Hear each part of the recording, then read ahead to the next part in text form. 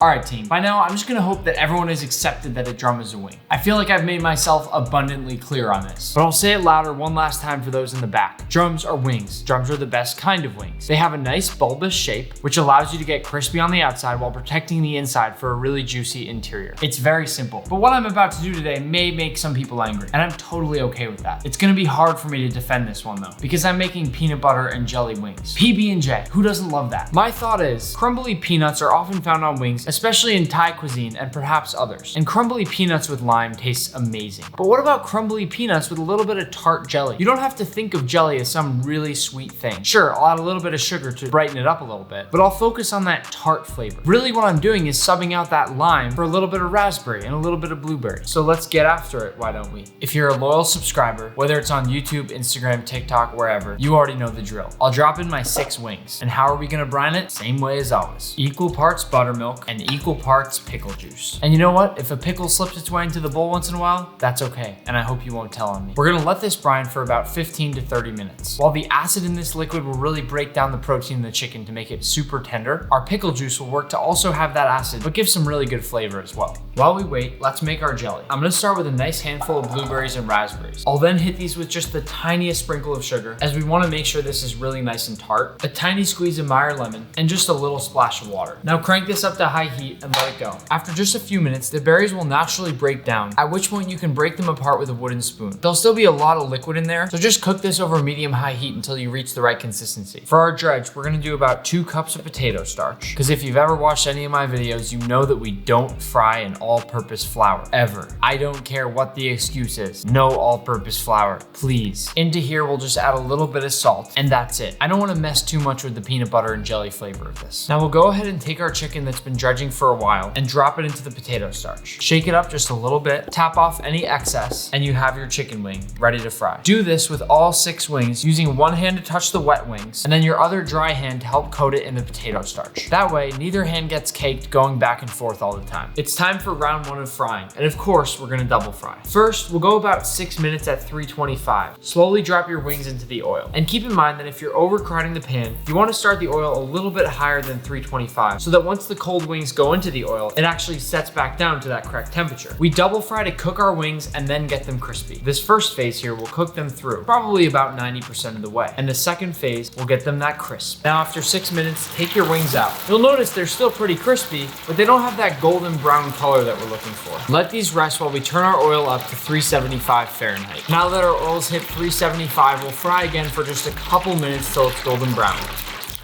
Now, when your wings are done, remove them from the heat and let them rest. As always, the real question here is, does it get any crispier than this? We'll dump them onto a wired baking tray.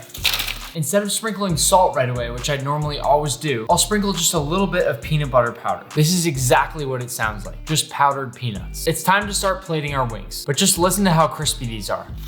I don't really think we have too much to prove when it comes to the crisp factor on these wings. It's all about testing out these new flavors. Are peanut butter and jelly wings gonna be good? First, I need my peanuts, and there's only one way to mash them up.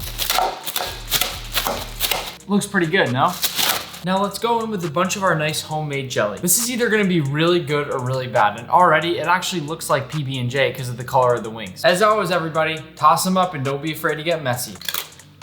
This is a kitchen after all. We have somehow ended up with more jelly on our cutting board than we actually have in our bowl, but that's fine, because these wings look pretty well coated to me. I'll finish them off with a little peanut crumble on top, and one more little toss, and these are ready to eat. I can't wait. To begin, a quick little crunch test to make sure we pass that part of the test. There it is. Ooh, I'm happy we passed the crunch test, and I'll be honest, I got nervous for a second, because all this blueberry raspberry jelly on here can make it soggy pretty fast, which was my biggest worry. I guess if you were really dedicated to this and you wanted to keep it crispy while getting those flavors, you could use a few dehydrated berry powders. Let's give this a little taste and see how it compares to a regular set of wings as well as a PB&J.